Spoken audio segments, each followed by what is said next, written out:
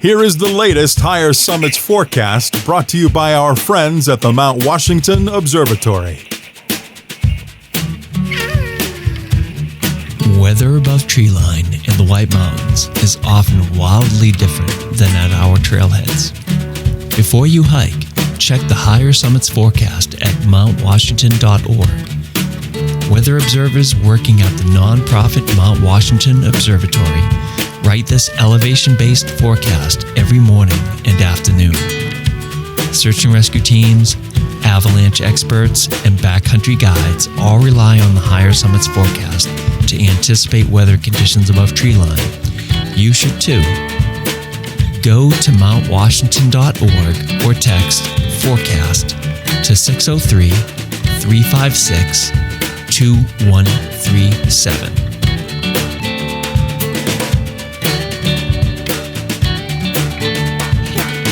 Hi everybody, Nick here with your forecast for the weekend of May 10th, 2025. Friday, in the clouds with rain, potentially falling heavy at times in the afternoon. High in the upper 30s. Wind south at 30 to 45 miles per hour with gusts up to 50 miles per hour. Increasing to 45 to 60 miles per hour with gusts up to 70 miles per hour. Wind chill rising to 20 to 30 above. Friday night, in the clouds with rain, potentially falling heavily at times after midnight. Low, mid-30s. Wind south at 45 to 60 miles per hour with gusts up to 70 miles per hour, decreasing to 30 to 45 miles per hour. Wind chill falling to 15 to 25 above. Saturday, in the clouds with rain likely, tapering to rain showers in the late afternoon. High in the upper 30s, falling to the lower 30s. Wind south shifting northwest at 30 to 45 miles per hour early, 10 to 25 miles per hour midday, and 45 to 60 miles per hour with gusts up to 70 miles per hour later. Wind chill rising to 20 to 30 above, then falling to 10 to 20 above. Looks like we've got another not fantastic weather weekend in the Whites. Keeping the streak going. Stay safe out there. Have fun. Have a great weekend.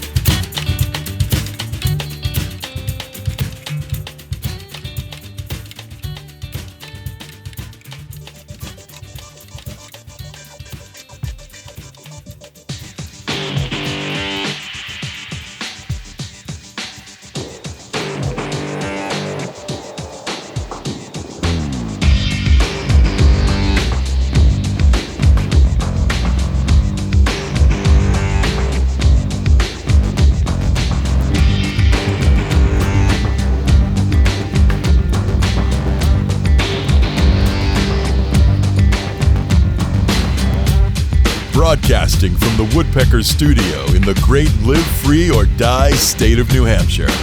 Welcome to the Sounds Like a Search and Rescue podcast, where we discuss all things related to hiking and search and rescue in the White Mountains of New Hampshire and beyond. Here are your hosts, Mike and Nick.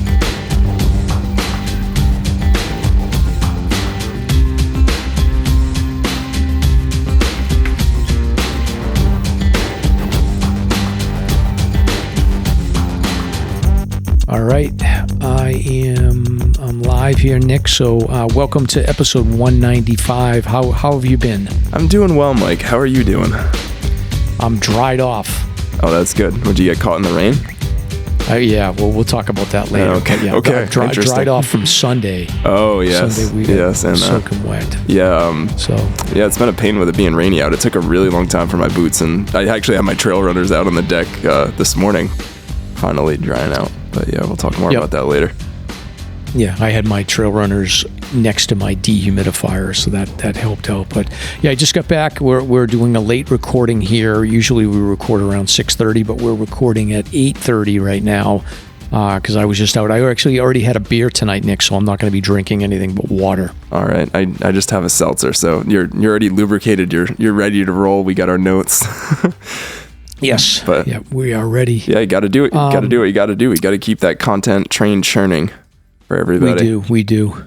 So I wanted to start off with a little bit of music talk. So we had said that. So with Nick joining us now, they used to do segments about music on the Puds podcast, and I think we tried to do a segment 2 or 3 episodes ago, and it failed miserably because there's a generational issue with what music I'm into and what music Nick is into. But Nick put together a little bit of a music thing here, so we're going to start the show off with a little bit of information about what is Nick listening to music-wise right now? Yeah, so if you're familiar with Pud's podcast, I used to do the Nick's Music Moment, and a lot of times it was just whatever album I was listening to. A lot of times it's whatever I'm kind of listening to running. I usually go running a few times a week during lunch, so picking stuff that kind of goes with that.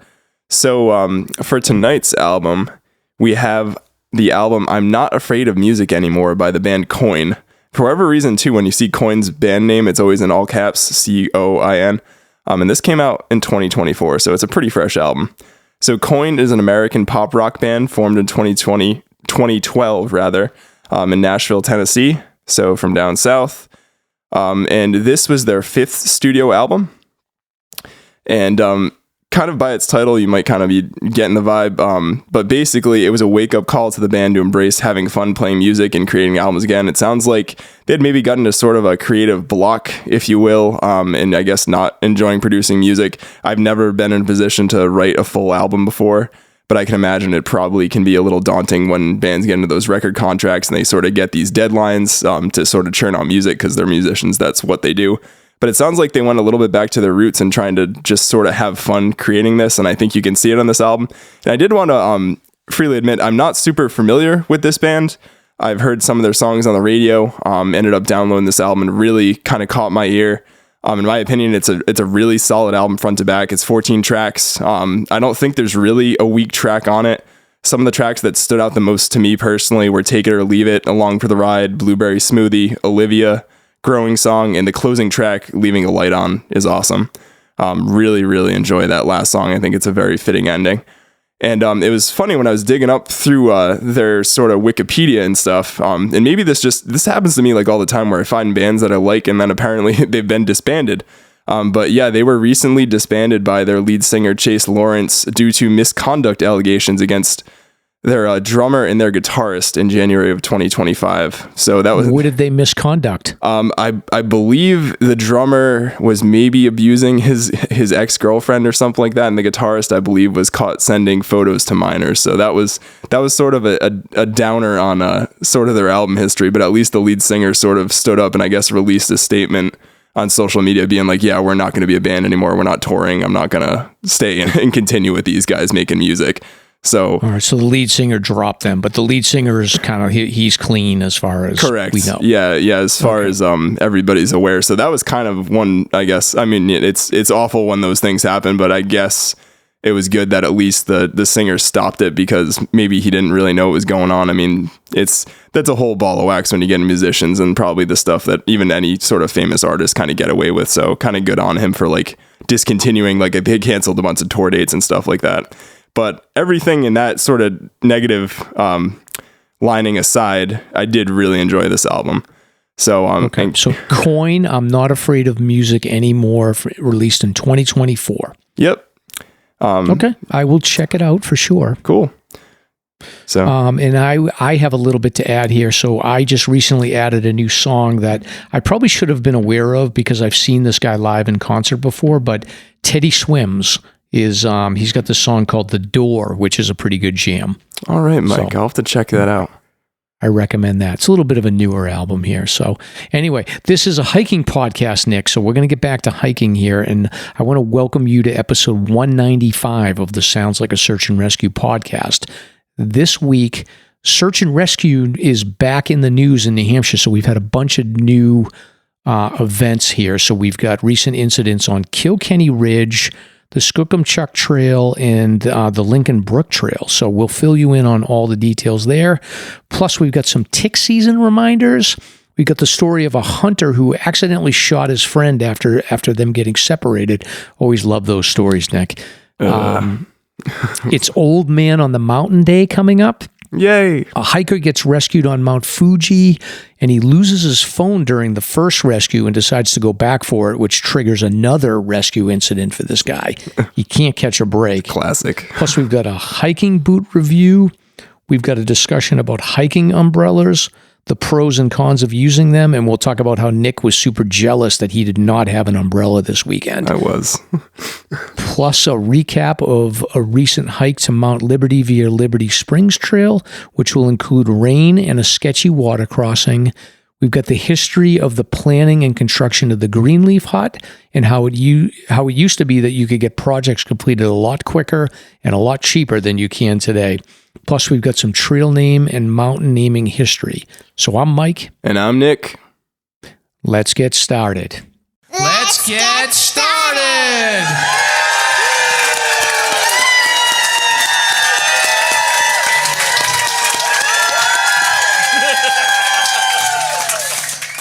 All right, Nick, so let's begin with our friend Christina from Wild Raven Endurance Coaching. So, Christina, take it away.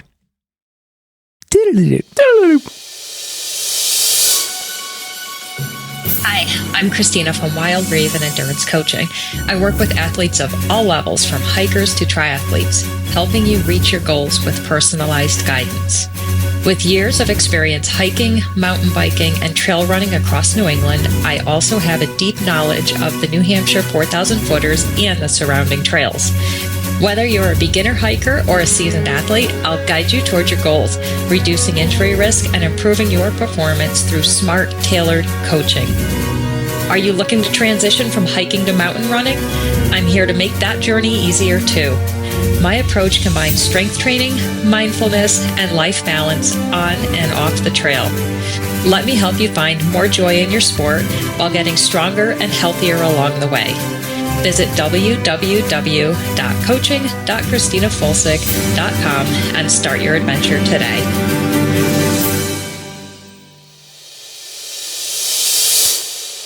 All right, Nick. So if any of the listeners want to get in shape, reach out to Christina. She'll take care of you. Absolutely. 'Tis the season. We've got summer right on the horizon. Things are finally starting to warm up. The snow is finally starting to melt, at least most places. Depends where you go. But yeah, True. Good time to get in shape. It is. And I just want to call out here. I don't know if you put this on the script or if Stomp did this and helped us. This was a Stomp insert, I believe. It was. All right. So Bear Notch Road is officially opened, which is a good sign. So, and that's the cut through from where Bartlett is, like 302 to the Kank, right? Correct. Okay. Yeah. So there's the only the one trailhead that you would utilize Bear Notch Road to is to get to Table Mountain, which is on the 52 with a view. So that's sort of the backside of, if you go across the Attitash range, you can connect with that trailhead. So it's really that trailhead has only got about 5 or 6 car spots, I think, but it's one that you need to utilize if you're going to go up to Table Mountain on the 52 with a view list. Gotcha. And then here, I did read that I'm looking at Trails New Hampshire here, which is our friend's Rex Kimball's site here, and I'm just looking at this, and he's got Evans Notch Road is supposed to open, but the problem with this one is that I think they're doing paving there, so that is probably not going to open, I think, until the end of the month. And then, we'll keep an eye on the rest of them. But the only one that I really know for sure that's opened is Bear Notch Road. Okay. So keep an eye on that. And then we want to include a reminder. Stomp always puts a reminder in here that it is the beginning of tick season. So just be aware of that and make sure that you, if you want to treat your clothes with permethrin, you can do that. And I generally advise people to make sure you stay out of tall grass. And I do a lot of rock hopping, Nick, to avoid. Do you have a particular technique that you use to avoid ticks? I generally try to wear bug spray or some like, not permethrin, but there's a couple different, I don't know if DEET. Yeah, DEET. You can use DEET in a couple different things. This is actually a good segue. It wasn't a deer tick, but I actually was running today and I stepped off the road maybe once to just avoid a car, and I was looking on my shoulder when I was walking back home, and I had a tick on my right shoulder. So there's definitely the season. I know, like, you generally, I believe if you just walk by high grass, they actually like hop, they jump, which is kind of crazy to attach themselves to deer and other passersbys. But yeah, just I'm glad Stomp highlighted because Lyme disease is really nasty. And you do need to be careful this time of year, especially in fields, like you said, any kind of high brush like that. I used to do a lot of fishing around here and really had to watch out for them. Best way you can do is just avoid those sort of environmental areas where you think they might be. Yeah, I feel like your area too, where you are, is like that's ground zero for ticks. Yeah, Southeast Mass is definitely a lot of deer around here, so hence a lot of deer ticks, unfortunately. Yes, yeah. So Stomp recommends using a lint roller as well. Okay. If you are if you're going out. I've actually used duct tape, so I have duct tape wrapped around my hiking poles, and occasionally I'll just grab a piece of duct tape and just sort of like hit my legs and make my way all the way up on either side of my leg to just see if I can pick up any ticks off of me.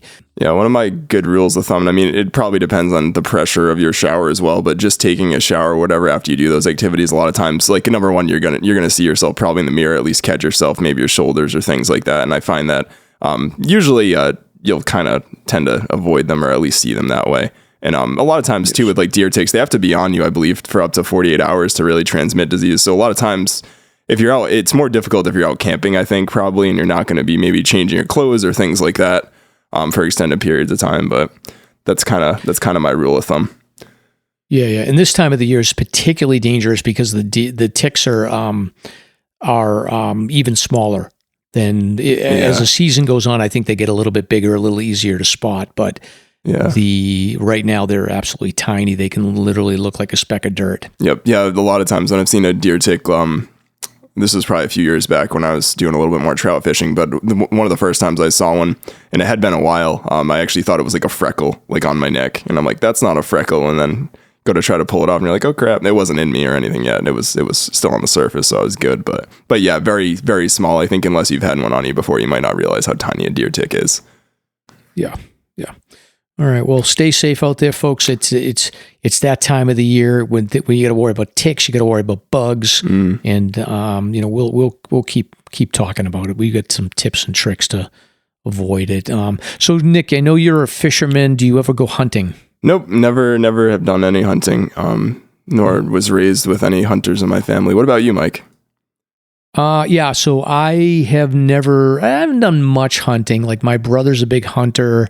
I've got a bunch of friends that are hunters. I did do some hunting when I was in college a little bit, but I don't do anything at this point. It really doesn't appeal to me because there's a lot of sitting around as far as I can tell. It's another reason why I don't go fishing is because there's just too much sitting around, not enough action. So. Fair point. Also, the problem with hunting is that occasionally you can get shot by your friends. Not good.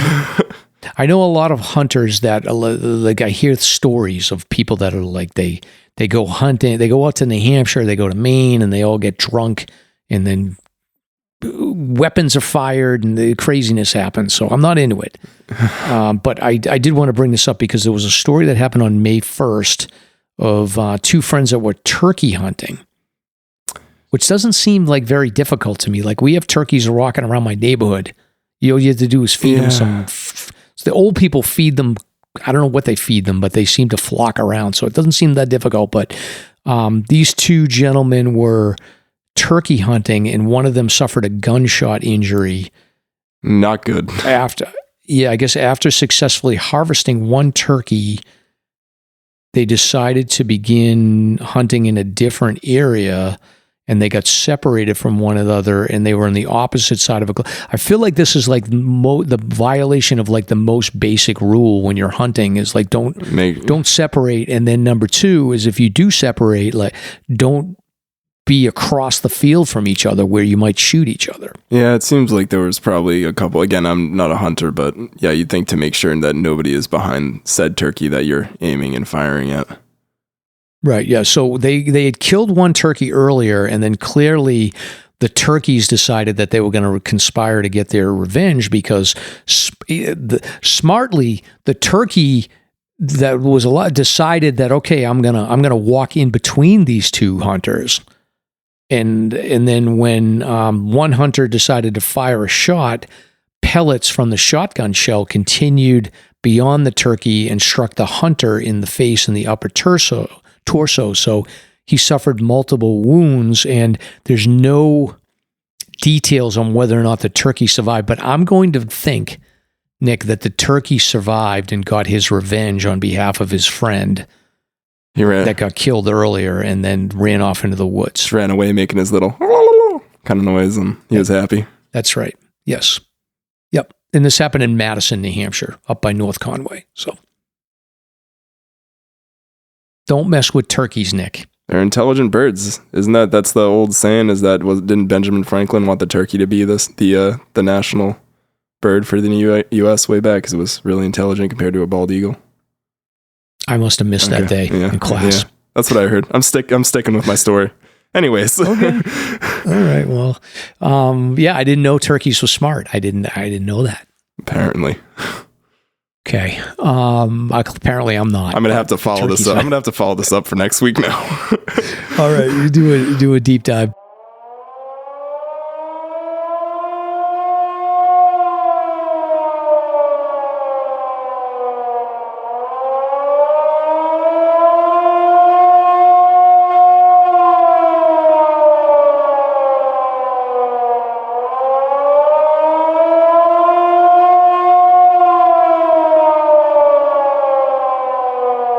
All right, so we've got some search and rescue news here, Nick, so I figured I'd pull these forward and talk about them now because there's like three cases here. So, and there's a lot of themes. Like there's a water crossing situation here. There's a underestimating the snow depth and conditions. Yep. And then there is a directional issue here, which we commonly see. So I'll start with the first one, which is a hiker was rescued from the Kilkenny Ridge Trail. So, Nick, you and I are going to be doing a Kilkenny Ridge traverse, I think, in July with our friends. So, have you done a Kilkenny traverse? No, before? I've not been between, or I should say, past Wambeck or until Cabot. Right, is where it heads up. Correct. Yeah, I mean, I've done out to. Does it end at like Unknown Pond? I guess the Kilkenny Ridge Trail. South Pond. Pond. So, right. It goes all the way past Rogers Ledge. So yeah, I just haven't done the section from basically wherever when it meets, was it Bunnell Notch Trail from Kilkenny Ridge, like you're heading up towards Cabot. My accent's coming out. Towards Cabot, yes. Till Kilkenny Ridge Trail from Bunnell Notch. So that section basically of the Kilkenny Ridge Trail from Wambeck to there, I have not done, but I've done basically out to Rogers Ledge. I've gone to like the Horn, in like the bulge from the other side and whatnot. And so I've done a good chunk of it, but I haven't done that middle section, I guess. Okay, yeah, and that's basically where this rescue happened, is the weeks, exactly. So, so south to north, essentially, the Kilkenny Ridge Trail is from Mount Star King and Wambeck, and then it cuts across the Weeks mountain summits. There's like 3 of them, I think. And then you go into Willard Notch, and then eventually Cabot, and then out to the Bulge and the Horn and Unknown Pond, and then out to Rogers Ledge, and then come out south. I think it's like 22 miles total across. Yeah, I know they do, or at least they have done an ultra on that, I think, right? Like maybe like a 25 miler and a 50 miler or something. Yeah. Yes, exactly. They do a race every year there. So, but this rescue happened in that section of like Mount Weeks and Middle Weeks Mountain. So this is on Saturday, May 3rd. A solo hiker called in and said that they were wet and cold and they did not have a light source or other essential gear. So they called 911. And I guess they got disconnected. The conservation officer attempted to call the hiker back several times to assist him in finding the trail. I guess he was lost. They were trying to get him to do a self-rescue, but they were unable to make contact with him. So because of the uncertainty of the situation and the forecast of heavy rain, they were concerned about hypothermia, so they initiated a rescue. So Androscoggin Valley Search and Rescue and Berlin Fire Department responded. So 57-year-old hiker from Westwood, Mass.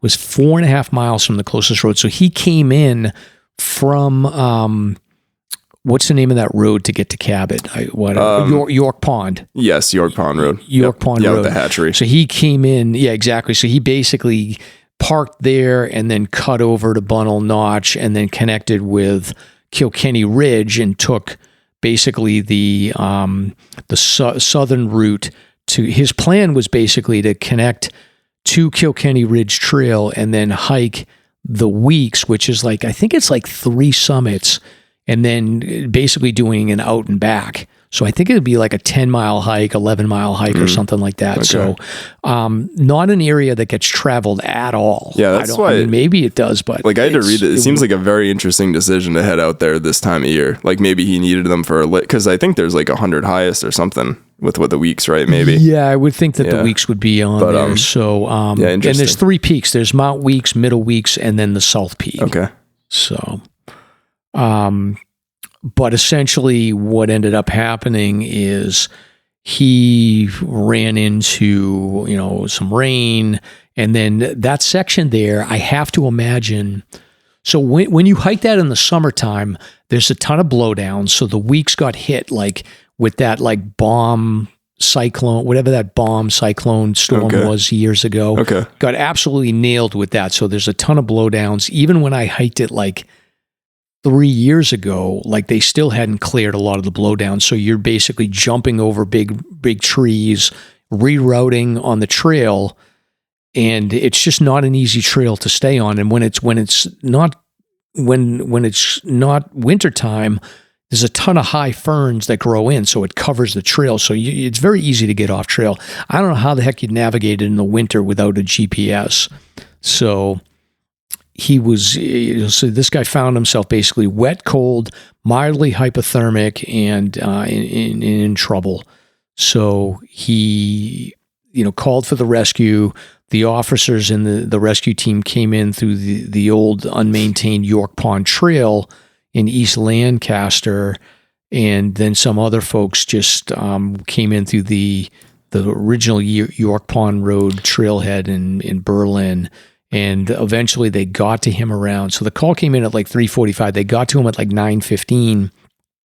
And he was at the coordinates where he called 911. They were able to swap him out with dry clothes, give him warm liquids, get some light sources. And then they hiked about 2.5 miles down to an ATV. And they were able to drive him out the remaining 2 miles. And he ended up getting out at like 1:45 in the morning after starting his hike at 8 a.m. That's a long day. So I had one question that came to mind off this. That unmaintained section, is that the trail that like got closed or part of the York Pond Trail because of private landowners? I don't think so. Okay, I think that's the old Mount. That's like Mount Cabot Trail north, or something. Mount Cabot Trail. Okay, yeah. Gotcha. Okay. So this must be a different, like maybe like a logging road or something. Okay. So, but yeah, the guy started at 8 in the morning. He was going to do an out and back to get those 3 Weeks summits and then return the same. I mean, there's no views in any of those peaks that I recall that is worth going to. So he must have been doing like the 100 highest or something. Yeah. But he basically ran into deep snow, kept losing the trail, and was unable to even relocate the trail with a mapping program on his phone.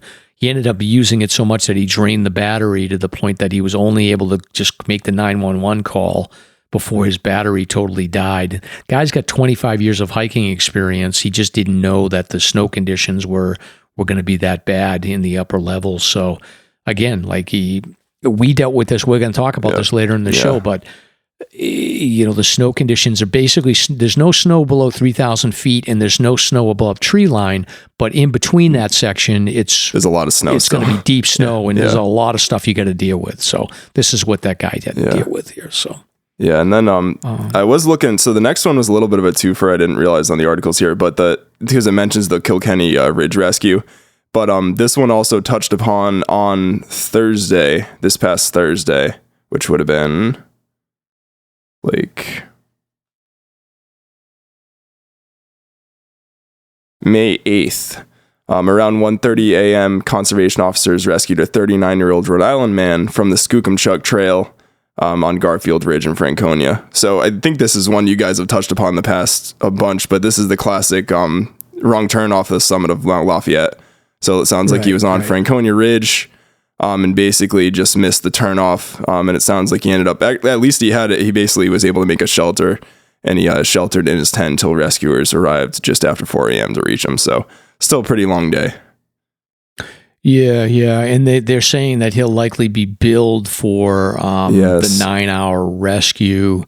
And yeah, this is a classic scenario. We talk about this all the time. People come across Franconia Ridge and they get mixed up when they get to the summit of Lafayette, and they don't go down towards Greenleaf, and they keep going down to like North Lafayette, and they end up heading towards Garfield, and it becomes a mess because they've committed themselves. They don't want to turn back around because it's such an effort to climb back up, but there's no options for you to get close to where you need to go back. Yeah, I wonder if he just was tired and cold, and he was warm enough and he had enough dexterity to set up a tent, but maybe he just figured at 1:30 a.m. he called it quits. Kind of interesting. It's almost, to me, it almost sounds like he was on his way down, basically, if he made it down to Skookumchuck from that point. But yeah, I don't know what he was thinking, but he probably was not super comfortable, even though he was in a tent. So yeah, fair. So anyway, so that's the wrong turn situation. We talk about that all the time, about how many times that happens. So, and then I think in the date on that one, it wouldn't have been. You said May 8th, but I think it was closer to May 1st, actually. Okay, yes, because we're in May 7th. Right, you're correct, Mike. Thank you. Got it. Perfect. And then the next one is this is the water crossing situation. So this is on Lincoln Brook Trail. And I don't really spend much time out in this. I always bypass this with the Black Pond cutoff. So I don't know if I go this way, but this is a solo 19-year-old male hiker had departed with an intent to do a 2-day hike to Owl's Head. Heavy rain throughout Saturday had caused water crossings to swell, making them unsafe to cross. And let me see here. Did this guy... Oh, no. So the conservation was made aware of an overdue hiker, so he didn't even call. No. They were just out looking for him. So conservation officers were sent to check the likely crossings of Franconia and Lincoln Brook. By Sunday morning, no sign of the hiker was found, and a call was made to Pemi Valley Search and Rescue. Around 10:45, a trail runner spotted the missing hiker from the Lincoln Brook Trail and Franconia Brook crossing about 4.8 miles away. The missing hiker was able to signal that he was okay, but he couldn't safely cross the water. The trail runner was able to relay the information to PEMISAR, who were nearby, and a call was placed to Mountain Rescue and the White Mountain Swiftwater team to have them respond in case rescuers could not find a way to safely cross. And by 12:30, a group of PEMISAR members were able to locate a safe area to ford the brook. They made their way to the area of the hiker and eventually back to the safety of Lincoln Brook, so just before 2 p.m. So hiker was from New Ipswich, New Hampshire, and said he had little difficulty crossing on Friday evening, but with the rain and snow melt through Saturday, he became trapped between the two brooks, and he was unaware of the Black Pond bushwhack, which is a much safer route to Owl's Head that avoids the water crossing. So he just sheltered in his tent from Saturday afternoon. Then he saw the trail runner, and he was like, "Hey, dude, I need help." Yeah. And luckily, he knew not to attempt the water crossing alone, and was grateful that he got the rescue there. So hats off to Pemi Valley Search and Rescue and the conservation officers, and hats off to the hiker for not taking an unnecessary risk. Yeah, that can be dangerous. This one hit home with me a little bit. I think I've shared the story with you too before, Mike, but when Ash and I first attempted Owl's Head back in like August of 2019, it was a day. It wasn't supposed to rain as much as it was, but to summarize, like, we got out to Owl's Head, we turned around at the slide because it was pouring rain, and I was concerned a little bit about the river crossings. We made it okay on the way out there, but by the time we made our way back, some of those river crossings, and we actually took the old way. It seems like everybody uses Black Pond bushwhack now. This is probably a little bit before the social media pages were as active, and we saw like people using different routes rather than what the guide had, but we went by the guide. And one of those river crossings that was maybe shin deep on the way out was legitimately like over, I'd say waist deep, almost up to our belly buttons. So like it was legit, and that was in like probably 3-ish hours. So I mean, wow. Yeah, that can happen out there. I mean, I think if we hadn't turned back, we very well could have ended up out there. We had a tent and some stuff with us too. But yeah, it wouldn't have been a great scenario. And that's kind of when I learned to respect water a bit. It's kind of crazy how fast those rivers can swell. Yeah, especially this time of the year because you've got the added issue of the snow melt that keeps them constantly high, and then with a little bit of rain, I don't know what the measurement is, but you get an inch of rain, and I'm sure that can swell a river crossing pretty quickly. Mm-hmm. So, I mean, we were thinking about that when we crossed the river crossing on Liberty Springs this weekend. Yep. So. All right, so those are the big 3 rescues that happen in New Hampshire. So the rescue season has begun. I think that the rescue teams are probably going to be pretty busy this summer, and usually we see, May is the first big month where you start getting like into more than 10 to 12 news media reports, and this is developing very similar to what you'll see in previous years. So I think the rescue teams are going to start getting busy. So, Nick, we got a couple more here. We've got an update on a missing hiker in Vermont. I didn't even know about this story, but unfortunately, this is a deceased hiker. So, Sumi Ko had been missing since leaving for a hike near Mount Pisgah in January. So, this is in Vermont. So, she's from Craftsbury, Vermont, and she was reported missing in early January. She had reportedly gone hiking in the area near Mount Pisgah Trailhead in Westmore, and there'd been a couple of searches for her. North County search dogs had gone out, I think, 2 other times. Yeah, that's what it sounds like. This time around, they were able to. They were dealing with like difficult terrain and high snowpack, but the third time around, they were able to, I guess, locate her remains, which is a sad story. I don't know the details of what happened there, but with the snow melt and the navigation being a little bit easier for the dogs, that they were able to find it. So the dog that found it, his name was Radar. He's a black German Shepherd, and he worked pretty hard to deliver the results that they had all been hoping for. So hats off to Radar and condolences to the family. It's a terrible way to go, but glad that they got closure. Yeah, absolutely. Like you said, at least they got some closure and they did find it. This one also reminded me, and I feel like it was probably covered a while back, but there was a hiker that went missing in the Adirondacks. I believe later, maybe it was late fall, early winter this year, and they also, I'm assuming they'll probably be searching for him too, because they never actually found him out there. And I know the snowpack and terrain were the issues, but it kind of made me think of that, of also a very, very unfortunate circumstance. Yeah, that's the young Canadian hiker, right? Yeah. That went missing. Yeah, I don't think they found him yet. Yeah. Do you know where he was hiking? You know the Adirondacks much better than I do. You know the mountain that he was on? I believe he was headed for Mount Allen, which is kind of a herd path, bushwhacky one. It's also bushwhacky being the operative term, I guess. Not to make light of it, but that is a very long hike. I believe it's like almost 20 miles or something. It's kind of like the Owl's Head of the Adirondacks. And I think he was experienced, everything well prepared, but I know just with the terrain and everything, and maybe the fact that there's not necessarily one sort of trail corridor leading to the summit of Allen Mountain, that they really had a heck of a time trying to find him up there and still were unsuccessful. So hopefully his family can get some closure as well as we kind of move into the spring and things start to thaw out a little bit.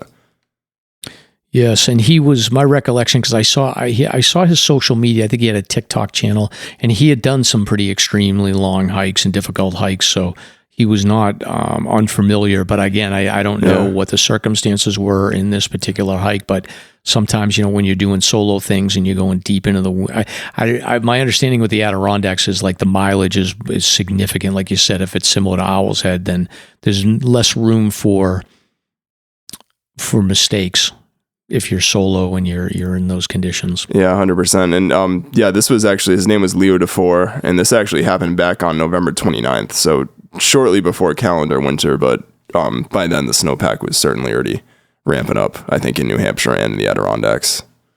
Yeah, well, we'll keep an eye on that story, and hopefully for the family's sake, they can locate him. For sure. All right, we're going to continue on the depressing theme here, Nick. So this was a story. I don't think we've covered this one. This is a Massachusetts fatality that happened in Purgatory Chasm and a chasm. I've never been here, Nick. Have you been there? So I have. I've been here as a kid quite a few times. My dad actually used to take me. It's off of like, when they say like Uxbridge, like that kind of area. I'm actually looking this right now. But Sutton, Mass. So yeah, kind of off that 146 corridor. And we used to go, and back then too, it wasn't like, I think you actually pay to get in and now and stuff. And back then it was literally like, you just kind of, what I recall, it was a dirt parking lot and we just kind of walked in the woods and went to it. But yeah, it's a chasm with, it's similar to like, and I don't know how much more it might be built up now, but it's similar to like a Polar Caves vibe where they have like lemon squeezers and things like that. And there's like some cliffs. And I would imagine you probably could do some bouldering and rock climbing in there. I got to get back there sometime and see what it's like, but definitely went there as a kid, multiple times. Yeah, and I don't know exactly. So the reason we bring this up is that there's a 49-year-old mom from Topsfield, Mass, which is kind of near my neck of the woods. Matter of fact, I think one of my friends was familiar with her through family because he lives in that area. But she had fallen, they said, approximately 50 to 75 feet. So she was off hiking with three of her kids. She's a mom of four. Yeah, it's horrible. And she sustained an injury during the fall and was pronounced deceased a short time later. And I don't know exactly where she fell. I was looking at pictures to try to visualize it. The best I can explain what I saw for the high elevation cliffs was very similar to what I would say like that Champney Falls area where there's the ice climbing section. Yeah, that's when you go up there.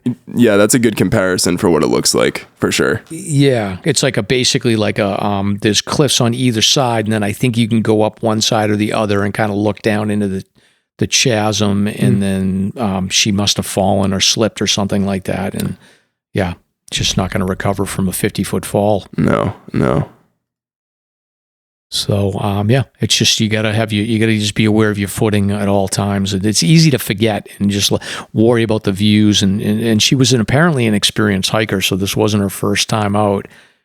But unfortunately, she slipped and fell. And it's terrible for the kids too to be there to witness that. Yeah, I can't imagine. And like you said, it's one of those things, maybe she just turned to look at what one of her kids was doing or something and made a misstep, and that was it.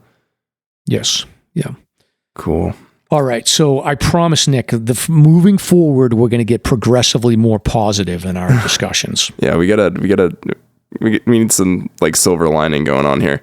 So I had pulled this one, interestingly enough. I think it was from one of the sites that we had linked to one of the previous articles in.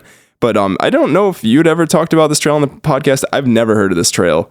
But there's a 50-mile trail in New Hampshire called the Wetaskiwin Monadnock Trail. Forgive me for my pronunciation of that. I'm trying to do my best here with the Native American words. But apparently this is a 50-mile trail running from Brattleboro, Vermont, all the way to Mount Monadnock in New Hampshire.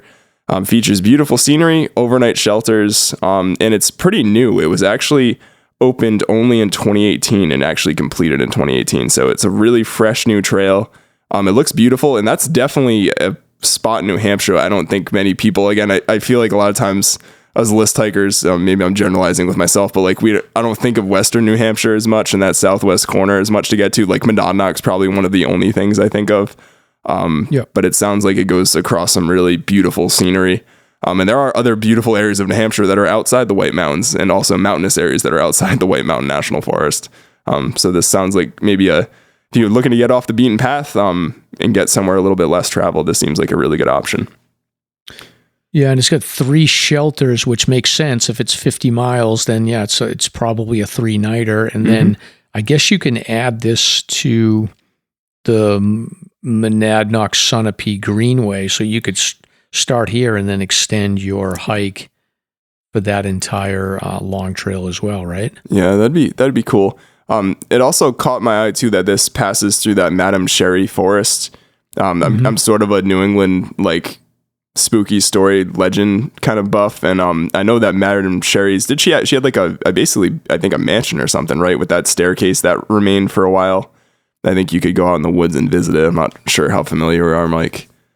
Yeah, no, I'm familiar, and I think that the stairway, last I heard, it may have collapsed. Oh, okay. Unfortunate. So don't go try to see the stairway. But I had heard of that story before, so the Madame Sherry part of that also caught my eye.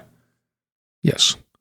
So, I'll have to take a look at that. I was not familiar with that at all, but I think that, like I said, yeah, you can probably extend, because I think the Sunapee Greenway Trail goes towards the east, and this one looks to start from the west. So yeah, maybe that's a little known through hike that you can do for a week or so. Cool. And as promised, we're getting more positive. There's nothing negative in that story.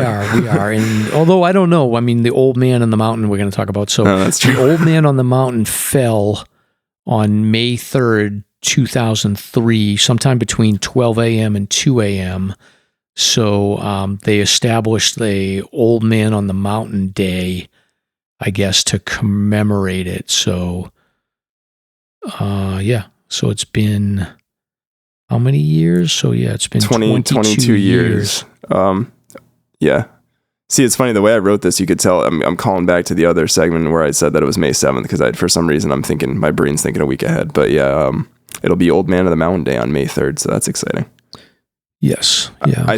Did you find it interesting too that they said between 12 a.m. and 2 a.m.? Like, they must have accounts, I guess, of somebody that saw it at midnight. Like, was someone up there staring at it at midnight and then staring at 2 a.m. and I don't know. Yeah, it's kind of. I don't know. I'm like, did they have a camera on it? It's interesting. Yeah, I'm not sure. I feel like there was an article at one point talking specifically about that, around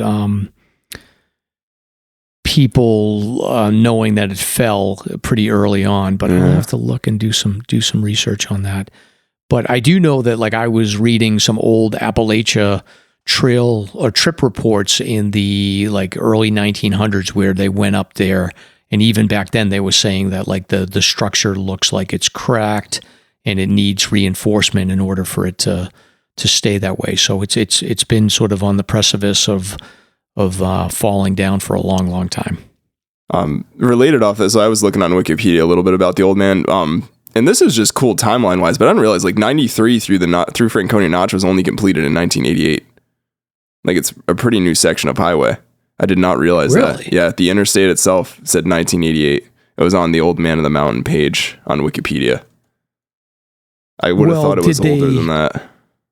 Did they was it like a local road and it wasn't designated as an interstate until then? Yeah, okay. That's when it officially became the interstate. And they actually were fighting for it to be a 4-lane highway originally at that point. Because I believe it's another thing too, is that's one of the only sections of single lane interstate in the country. I've heard that before. Mm-hmm. But yeah, they were actually fighting with the state and I guess the state park at that point to actually build a 4-lane highway through it.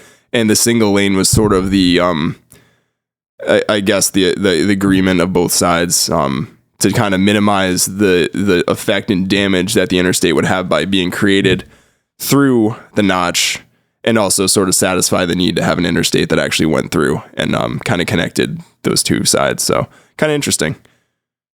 Yeah, I didn't know that it was officially an interstate that late, but yeah, because I remember driving through there as a kid and going to see the Old Man and all that. Yeah, it says specifically just that 12-mile section, which basically it follows Route 3. I think most people know that, but $56 million project, and it took 30 years to actually build the interstate through there. So it was a long time. All right. Well, we're going to talk about building things quickly in another segment, so we can compare that timeline to how long it took to build the Greenleaf hut in a moment. But before we do that, I just wanted to give a shout out. Our friend Al sent over a note. So we had talked about that reroute to the Appalachian Trail that originally had gone through Gorham, and then we were able to find, there was a commenter on, I think, View from the Top, or maybe it was White Blaze, that had given the whole rundown of the history. And it's a commenter. I've read a lot of his stuff over the years online. He goes by the name Peakbagger, and Al had reached out and said, hey, just a heads up, this guy Peakbagger, his actual name was Dennis Pednolt, and he lived in Gorham, and 64 years old, passed away last year. So I just wanted to give a shout out to Dennis Pednolt, because he definitely, through his writings on those different forums, was a pretty useful resource to talk about the history of the White Mountains. And he was an avid solo and group hiker and backpacker, and he had a lot of friends in the hiking community, and he had section hiked the AT throughout his life. So he definitely was a great resource, and just wanted to give a shout out. I actually got a couple of people that have reached out and said, like, hey, this is the background on Peak Bagger. So if you're on View from the Top or White Blaze and you do a search for username Peak Bagger, you can see some of his stuff. He's got some good comments. Yeah, and I think it was pretty cool too how really it's kind of almost a word of mouth thing. It sounds like he really just had the knowledge in those areas on what was going on, but it just shows you, like, even some of this stuff just gets lost to time, I think, if people sort of don't pass along exactly why these things happen. Like, there's probably official documents, maybe if you ask someone through the Appalachian Trail Conservancy or something like that, but something that kind of the keepers of the knowledge know it, and it's kind of important, I think, to document that stuff so that us in the future can kind of have those as takeaways. Yeah. Hopefully that whoever's in charge of these forums, these message boards tend to be like, they keep renewing your DNS options for your website and all that stuff, because I feel like these forums, they tend to die off over time, and it'd be sad to see them disappear. Yeah, agreed. All right, so that is the New Hampshire topics that we had, Nick. That was a lot. How long have we been going for? We've been going for like 30 minutes now already, but we got a couple of national things here. So I got this sent to. Did you get this Mount Fuji story sent to you by multiple people? I did, and I saw it like on the news as well myself. Yeah, I got it from a ton of people here. So this is just, we'll do it quickly just because we're running out of time here. But a climber was airlifted with altitude sickness from near the summit of Japan's Mount Fuji last week. And he had to be rescued a second time just 4 days later. So 27-year-old Chinese student living in Japan made an emergency call on April 22nd and was airlifted after developing symptoms of altitude sickness. And I don't know how high up he was. It doesn't say in the article here. But on Saturday, he returned to the mountains, Fujinomaya Trail, nearly 10,000 feet above sea level, to look for his cell phone and other belongings. So he must have had to bail on his backpack. Yeah. And when he went up there, another climber found him there, unable to move after he apparently got sick for a second time. So when you're going to get altitude sickness, it's very likely you're going to get it a second time. So he was taken to the hospital, and it was not known whether he was able to find his phone in the end. I like how they had to mention that at the end. Yeah. So I guess this has prompted an uproar on social media and generated calls for him to be charged, at least for the second rescue. But I don't know what they're going to do here. Police just urge all climbers to use caution. And I guess this mountain it's 12,388 feet at the summit, and is designated as a UNESCO World Cultural Heritage Site. I don't really know. Have you ever dealt with altitude sickness, Nick? How high have you been? I feel like I asked you this already. Like a little under 11,000 with San Jacinto, but also it was like, if he was up there for multiple days, like camping, that was different because we took a tram to like 8,000-ish and then hiked up to around 11,000. So a little bit different, but. You didn't feel any issues? Not directly. I mean, we definitely noticed a little shortness of breath, but I think the snowy mushiness that we hit on San Jacinto being in the spring was way more of a drain than we noticed the altitude itself, but it was noticeable. Yeah, I think I'm going to be on Mauna Kea, I think, or Mauna Kea, one of those ones in Hawaii that's like over 13,000 feet. So I'll be interested to see how I do. Yeah, I think my gut was like, and again, I know you run and stuff too, so I suspect it'll probably be similar, but it was like I couldn't quite put my finger on what was wrong, but I definitely noticed that, not wrong, but I definitely noticed that my body was exerting itself a little bit more than it was normally. I'm kind of like, this is interesting. Yeah. I think my understanding is that if you drive up, they make you wait at like this visitor center for a half hour before you can go up to the main summit. But I'm going to try to figure out, like, get dropped off and then hike up from like maybe, I don't know what it is, like 9,000 feet up to 13,000 or something like that. So we'll see how it goes. Yeah, that'll be a good climb. Yeah, it will be. But it doesn't look super, like, it's all, you're not in trees, and it just seems like you're just on these like dirt lava fields. So it doesn't seem very pretty, but we'll see. Anyway, but speaking of not pretty, we often have these like tour-ons of Yellowstone stories, but this is actually a really sad. I promise we were going to get more positive, but Stomp pulled this. Yeah. And there was this horrific crash that killed 7 people outside of Yellowstone, which was, I guess it was a Dodge Ram pickup and a Mercedes passenger van that collided, killing 7 people. So 6 in the tour van and the lone occupant of the pickup truck. So a pickup truck and a Mercedes passenger, that's like the immovable object meeting the unstoppable force. Yeah, it's not good. And then as this article describes, it sounds like it was a horrific crash. Yeah. 14 people in the van, 6 of them died.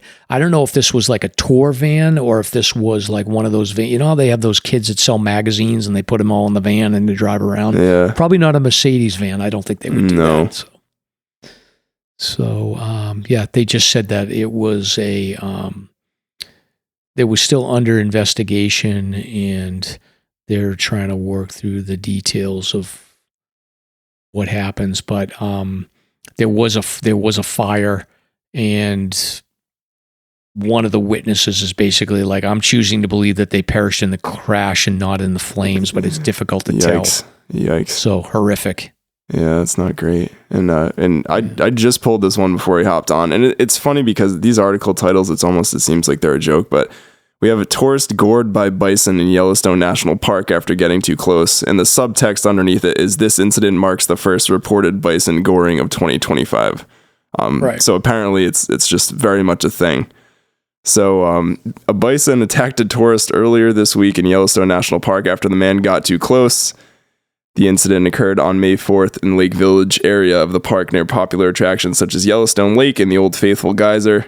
The 47-year-old man was from Cape Coral, Florida, and was gored by the bison after he approached it too closely, according to the news release from Yellowstone National Park. And they are reminding you that bison have short, curved horns with a sharp point, and goring refers to a bison's horns puncturing a person's skin, muscle, or organs. The man sustained minor injuries and was treated by emergency medical personnel in the park, and the incident is still under investigation. So, as cool as those bison are, they are massive animals, and they're incredibly strong, and they have very sharp horns. So, keep your distance. It's not worth getting gored by one and ending up on a news article. Yeah. And if you're interested to see some examples of the behavior of tourists around these big bison, you can go on to Tour-Ons of Yellowstone, which is on Instagram, and you can see, like, I'm looking at a video right now from one day ago with this guy that's like within 2 feet of a bison, and he's crouched down. There's no way that he's going to escape if this bison decides to charge him.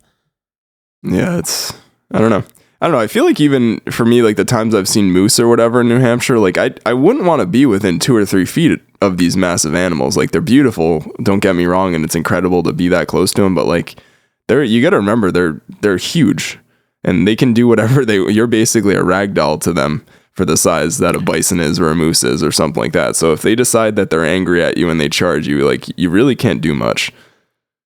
Yeah. Like, I'm looking at one of these videos right now. This lady is literally like right on top of a bison that's sitting down, and she's taking selfies and fiddling with her hair. So it's just crazy. Wild. Well, just stay away from the animals. Leave no trace and leave the animals alone.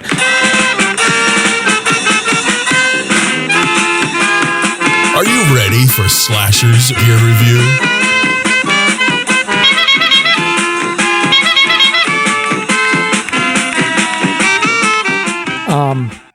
So, Nick, you had pulled this you had the REI guide for, we're going to do gear review now, REI's 8 best hiking boots of 2025. Is this is not for winter, this is just for hiking in the summer seasons, correct? Correct. So these are generally just mid-level, I don't know if you say mid-cut, mid-level ones, that kind of in terms of how far they come over your foot, but mid-hiking boots.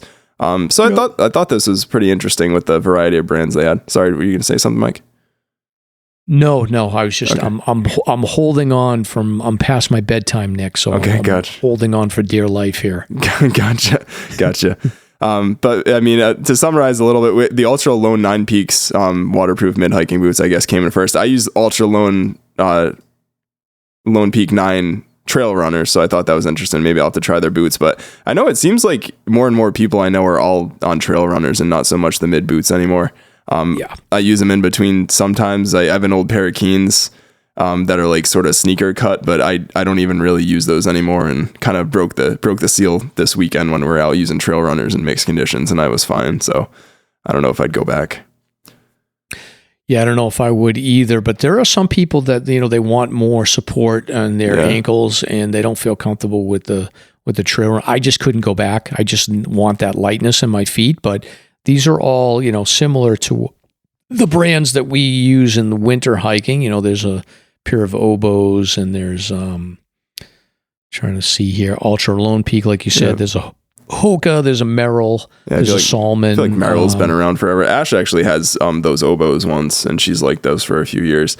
I figured like we'll throw this up in the show notes, but I also enjoyed this article as with a lot of REI articles.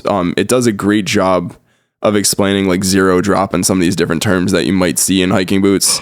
If you are curious and looking to try something different, I thought it did a good job in layman's terms of explaining certain features. Yeah. And for 3-season hiking, you've got like the hiking boots, like you just pulled this article, which is like mid height boots. Then you've got hiking shoes, which when I first started hiking, that was sort of like the go-to. Everybody wore the Merrells or it was mostly Merrells, and I think there was a few other brands, and they're a little heavier and they're a little stiffer. They're a lot stiffer, I think, and heavier than the trail runners. But at some point, the trail runners took over. Yeah. And the trail runners are great. I think they give you a ton of they're light, they're flexible, but the one drawback for them is that you are susceptible to rolling your ankles if you're not paying attention, and every once in a while you'll get one of those scares on trail. So hiking shoes or hiking boots are a good option if you prefer to have a little bit more stability and a little bit more protection around the ankles. Yeah, and just protections for your feet in general. Like I was noting even when we were coming down Liberty that obviously with trail runners and how thick those soles are, especially with like zero drop shoes, you can feel those spikes underneath your feet. Like it's not super comfortable, I would say, walking on bare ground with spikes with trail runners on. But it's whatever. There's advantages and disadvantages. Right. And then the next thing we want to talk about in relation to gear is we did a hike. We'll talk about this hike in a little while, but we did Liberty Springs to Mount Liberty, and there was 3 of us. There was young Nick, there was our friend Steve from the Cape, and then there was me.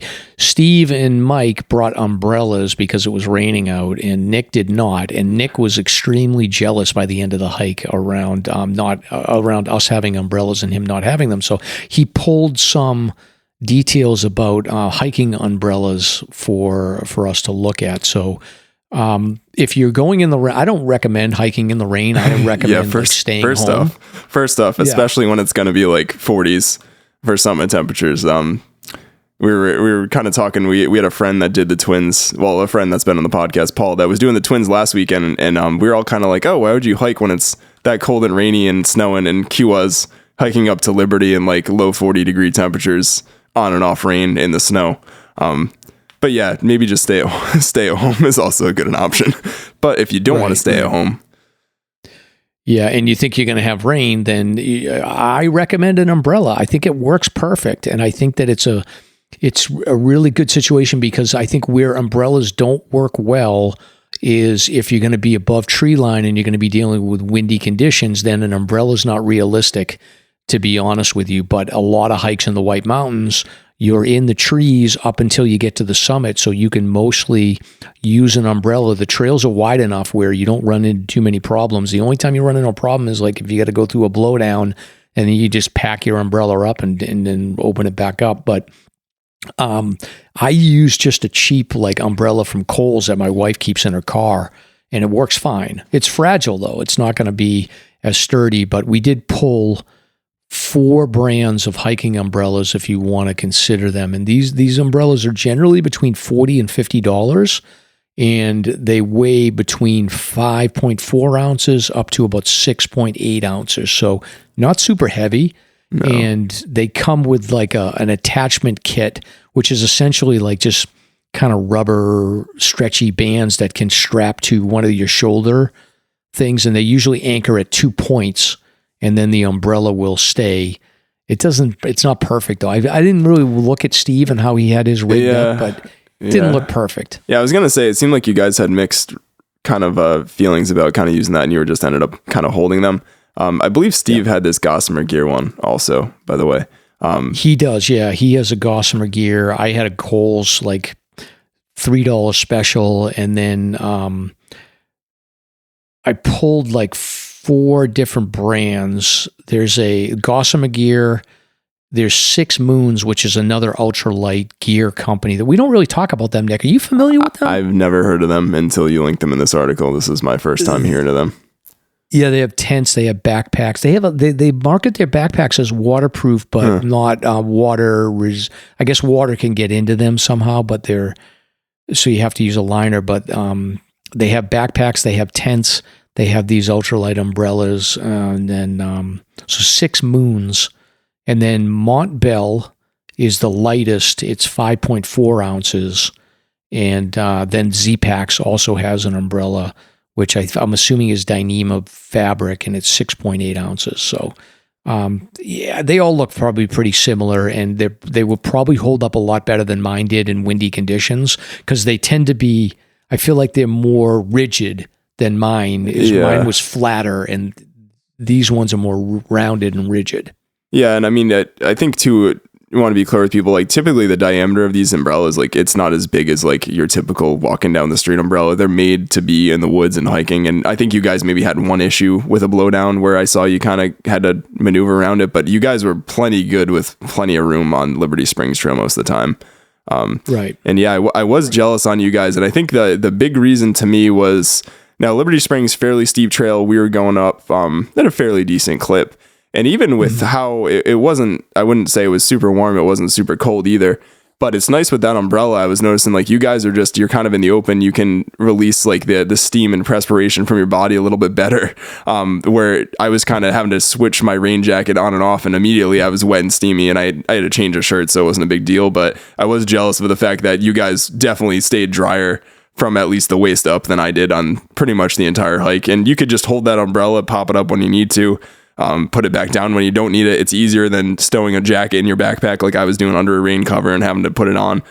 Just seemed like a really good alternative if you're going to go on a day when there's going to be out on and off showers to use, as opposed to just relying on a rain jacket and a rain cover and stuff. Yeah. And I've done it twice so far. And yeah, exactly what you said. It's like you're not dealing with wetting out and sweating inside of your raincoat. You've got the raincoat available if you need to use it in a pinch or if you're above tree line, but you're not soaking yourself ahead of time. The one drawback I would say is that you've got your umbrella, then you've got your rain cover over your backpack, and the umbrella tends to drip off the back. And I think that some of that water hits like the bottom part of the rain cover, and then eventually it just gets wetted out so that the water's dripping on the back of your legs. So my pants were soaked at the bottom, but whatever, it's better than my upper body being wet. Agreed where that core warmth is. Yes. So yeah, but I definitely recommend an umbrella, and they're not super heavy. So 5, 6, 7 ounces, and you throw it in your backpack and you got it there. We all know that hiking a mountain can be hard at times. So here's a corny dad joke to help you get over it. Ba-dum-bum. Now's the part of the show where I have to do a dad joke. I don't have my coffee mug from my friend Julie, but I've got my book here. Okay. Let's see what's on tap for tonight. I didn't pick one out ahead of time, so I'm going to randomly select a dad joke.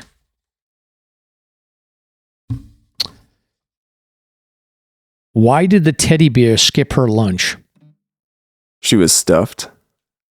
Oh, you got that one. Hey. That's nice. Where do hamburgers go to dance? I don't know. The meatball. Get it? The meatball? Wow. Yeah. So, okay. That's one for two. I don't know. Maybe I'll do one more. Okay. Why do melons have weddings? I don't know. Because they can't elope. Get it? That's awful. Okay. Awful. So, all right. So we already did your pop culture talk here with Nick's music moment. Yeah, we did sub there.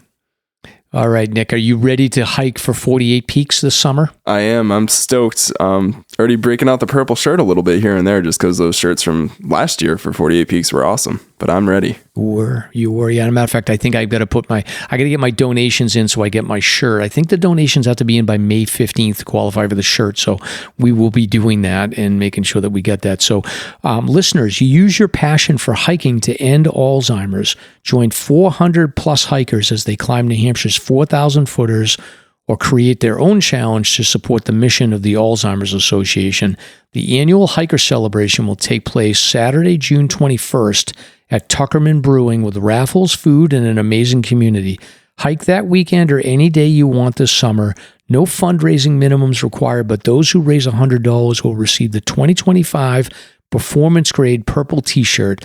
Let's turn the White Mountains purple to end Alzheimer's. Visit alz.org/48 peaks to learn more. And if you are interested, if you want to hike with Mike and Nobby Hikes and maybe even Stomp, and I don't know if Nick's going to join us or not, or if he's got his own thing going on, you can join the Slasher 48 Peaks Alzheimer's team by checking out the show notes, and we'll include a link in the show notes, and you can sign up and join us. And right now we have, let me take a look and see how many people we've got. Yeah, we've got 5 people. Andy from the COG is going to be joining us too. And then I've got 2 more people that are going to sign up. So we've got 7 right now. Oh boy, you're getting quite the squad. Yes. Yeah, I'll be hiking with you either way. And probably as time goes on, it'll probably be more likely that I just join your team. But I'm not ready to I'm not ready to fully commit yet, Mike. I'm not ready. I don't know. All right, Nick. Well, I appreciate that. I think that play hard to get. That's the way I always tell people to do it.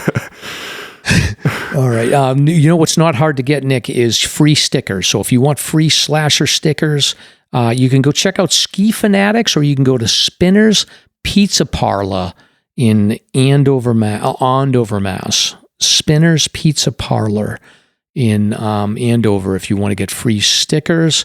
And then if you want to get Slasher swag, you can go to our online bonfire shop and choose between our super popular hoodies, classic or V-neck tees, and more. The color selection is great and they're priced to move. Help spread the word about Slasher and represent today. Awesome. And last but not least, if you want to donate to support the show, you can check out Slasher's Buy Me a Coffee site. Donations help us pay for web hosting, distribution, live events, and all of the equipment that Stomp and Nick like to buy. Yeah, we need to sound good for their. All that equipment that you just got now that you're setting up a nice home studio, which will be. I know. Yeah, fun. Nick hooked me up with his scraps. I think you have a gear problem, Nick. You just handed over hundreds of dollars worth of microphones and crap. So perhaps. Thank you. But we want to thank Ulrich Mueller von Blumenkron. That's quite the name. Yes, he bought 5 coffees. Yes, he's our listener. He likely sits in I think Europe or Switzerland or something. But yeah, Ulrich Mueller von Blumenkron, 5 coffees. So we appreciate it, and thanks for the support, Ulrich. Yeah, thank you, Ulrich.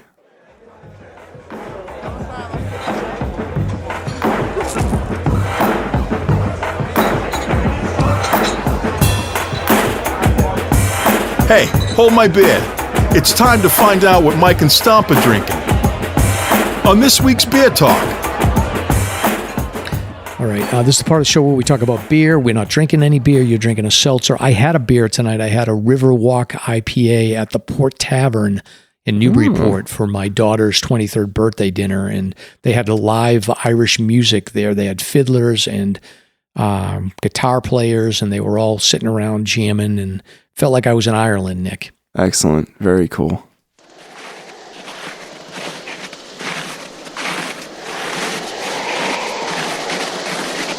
I knew we should have gone left back there. Stomp, don't worry. I know it's this way. I've got a feeling in my gut. Are you sure you're not about to have a bowel emergency? Totally. We got this. But I just blew out my hip. Fell down that gully with my 40-year-old microspikes. Suck it up, Stomp. It's 4 p.m. We're at 3,500 feet. We got 9 miles back to the parking lot. Your leg may be broken. We got no cell connection, and we can't feel our fingers. But we're finishing all of my list tonight. By the way, I need some water. I'm empty. I would if I could see what I'm doing, but my headlamp batteries are dead. You gotta be kidding me. What a chump. This is the last time I hike with you. Ha, whatever, mister. Do you know me? I have a podcast. Whatever. Let's find out what Mike and Stomp have been hiking. And that was the part of the show where we talk about recent hikes. So we did, Nick and Mike did a hike to Liberty, and we originally planned to go over to Flume, but with the rain conditions and Nick not having an umbrella, we said, forget that. But why don't you give a recap of the Liberty Springs hike? Sure. So we were all looking to get out, I think, and this weekend was really shifty with the weather. As it seems every weekend, it seems like, especially in the Whites lately, it's just been rainy and the weather hasn't been great, and there's been very narrow weather windows. But we were all watching all week. I was busy Saturday. I'm not sure exactly what was going on with you guys, if you were busier Saturday or Sunday just looked better. But in any event, we started chatting with our good friend Steve, and we sort of convinced ourselves that there was going to be a weather window on Sunday. I think into Saturday night, maybe that weather window seemed to dissipate a little bit and wasn't as much of an option. And I think we were kicking around a couple ideas. I know Steve's officially admitted that he's gridding. I'm working on my seasonal and also needed Liberty and Flume. So you suggested that, and we both hopped right on board. Figured it'd be a nice, easy, relatively easy hike, I guess, and it's kind of easy to get to off 93. But yeah, we made our way up. What did we meet? Probably like 8 o'clock, something like that. And it was raining on and off. It was raining on and off the whole way up. Didn't look great. It wasn't raining particularly hard when we started up Liberty Springs, and we parked at the basin, and basically made our way to Liberty Springs Trail from that side. And I don't know if it's like probably like heading up to Liberty, it's like 3,000-ish feet and like 3-ish miles, 3.25 miles. I think we had like 6.5 or 7 miles, something like that. So it's steep. It's nothing. I don't think it ever gets, we kind of agreed, it doesn't ever get crazy scrambly or crazy steep. It's just a sustained steep pretty much the entire time. Right. Made our way up. The rain was pretty much intermittent the entire time. We were concerned about that one river crossing that Mike mentioned earlier. I forget what the name of that brook or stream is. We were able to make it across pretty easily. I think Mike kind of led the way with your collapsed umbrella. Steve and I both had trekking poles. We were a little bit more skittish of the crossing. And once we got to, I think it was around 3,300 feet, started to hit some ice and monorail. Didn't need our spikes on the way up until we hit the Kilkenny Ridge Trail junction. But I know we all kind of, I think Steve mentioned something, and I think we all looked at each other around Liberty Springs tent site, and we're like, as the rain started to intensify again, we're kind of like, yeah, we're good with just going up to Liberty and not hitting Flume today. And I think you had some witty thing you said about like, it's not worth having summit fever if you're going to get hypothermia or something like that. Cause it was like, it is just one of those days where it's like, I don't know, it was like 60s, 50s down low, like 40s, not very windy up high, but still like 40s and just rainy. Like it wasn't great, and you got snow on the ground. Had our spikes on a bit from the Kilkenny Ridge Trail junction up to Liberty. We took them off right around the summit cone. Kind of once we got above tree line, everything was burned off as far as snow and ice. Made it really quick up there. Steve did his picture thing because he is Steve of Steve Eats Shit fame. Ate his Italian sub, and we made our way back down rather slowly with spikes back on. There was some interesting monorail going back down Liberty Springs until we hit the Kilkenny Ridge Trail junction. Pretty uneventful, I think, from there on out too. Kind of made pretty good time down, and that was about it. Yeah, it was.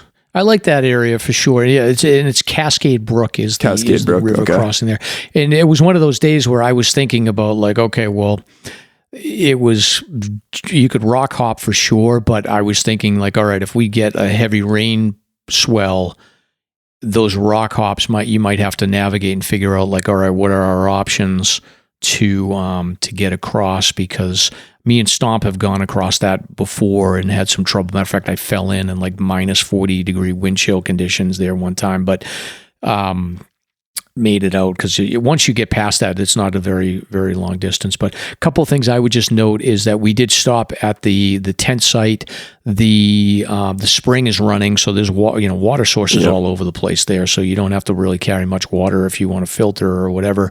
But the spring's running. The The caretaker's not there at this point, but you can tent up there if you want to. It wasn't a very appealing day, honestly, but that section was pretty good. Didn't look like there was any concerns about traveling over to like Little Haystack. Like I think the monorail kicks up around 3,500 feet, and then that trail junction up there is around 4,000, maybe 4,100. Yeah, something like that. Yeah, it's monorail. But I'm assuming as you make your way over to Little Haystack, there would probably be some deep sections if you wanted to go that way. Yeah, it's definitely was not broken out from what we saw. And yeah, like we were mentioning earlier with some of the search and rescue stories, but the monorail was solid. But if you're stepping off that, you're probably going to go in up to your knees or deeper. Like I was pushing my trekking pole. I think one of the pictures even you had shared. But my trekking pole was up to the handle, like no problem in a few spots going off trail. So it's still some deep snowpack up there before you get above tree line. And I'd say like up above 3,500 feet.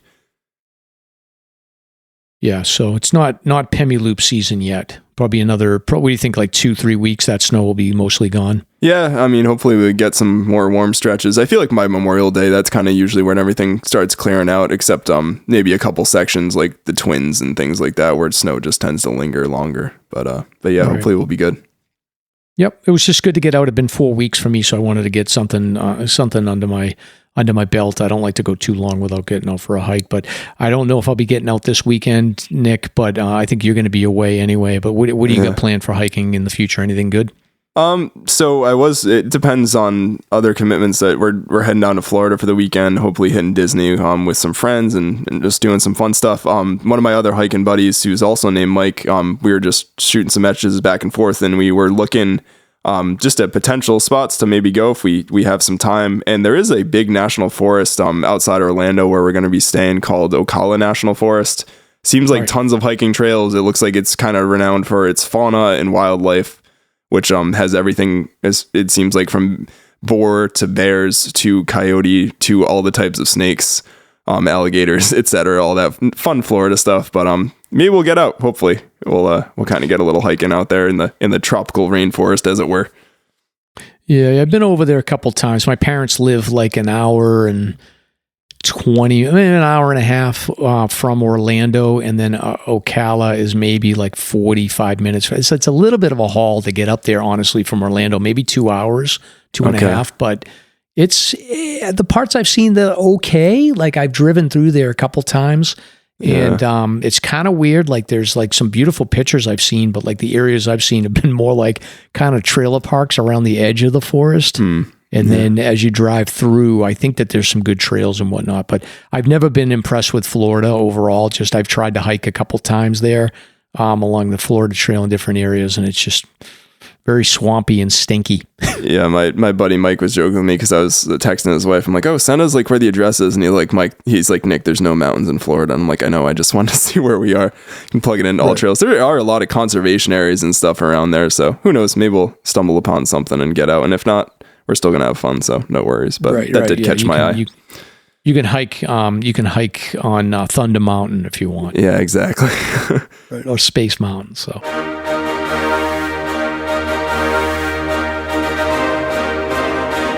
It's time for Slasher's Notable Hike of the Week. If you want to be considered for the Hike of the Week, simply tag Slasher on your social media post.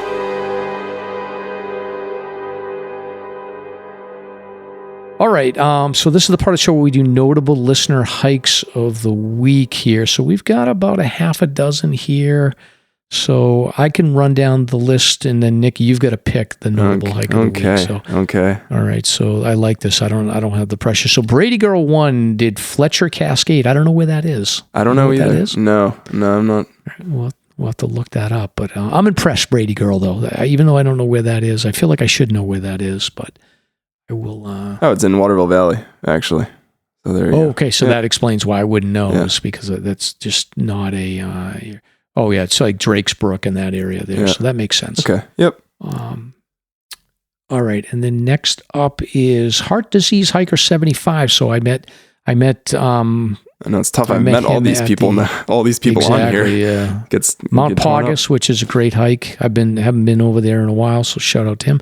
Christian Hikes the Whites did Hancock on the same day that me and you were on Liberty, and I saw some photos of that hike. It looks like he was dealing with the same level of monorail or even worse. Yeah. For that. And our friend Paul P. Gamir Jr.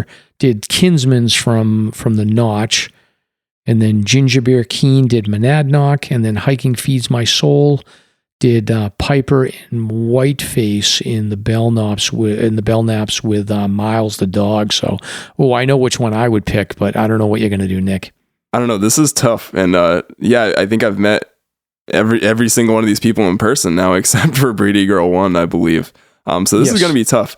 And I'm not giving it to them just because they did reach out and they asked about a loop that I had made out there. But Heart Disease Hiker 75, I'm going to give it to him with Mount Paugus. I think that Sandwich Range wilderness over there is beautiful. A couple years back, I did a big loop with like Square Ledge and some of the delisted 52 with the views, and then made my way to Paugus and back down. Went through that cool box canyon that's on the Kelly Trail, I believe. Mm-hmm. It's a really cool area. I don't think it gets a lot of traffic. It was one of those days, Whiteface past Economy was totally crowded with people, and I didn't see like anybody all day going out on that side. So I'll give it to Heart Disease Hiker 75 with Mount Paugus. And you're not just getting that because you were super cool in person to me and we had a good chat. I'm just clarifying. All right. Well, he was softening you up, but yeah. That's a cool area there. As a matter of fact, I like to get out in that area around this time of the year too. So you can take the Kelly Trail, like you said, the Box Canyon, and then you get all kinds of options. You can do Hubbard, you can do that Wanalancet loop, or you can go over to Paugus, or you can do Square Ledge and up to Pass Conway and then back down. So yeah, there's a ton of variety there. You can just basically start your hike at Livermore and then choose your own adventure. Yeah, it's a great area. All right. I know I would have picked Miles because Miles is my boy. I know. We squashed the beef. I was making fun of boxers, and then I saw Miles and I was like, oh no, I was just talking badly about boxers. We'll give runner up Miles the dog. And there was much rejoicing.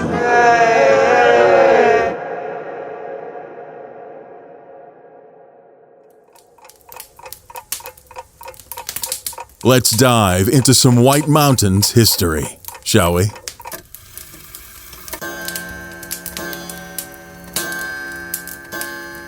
All right, you want to do some history, Nick? Yes, let's get into it.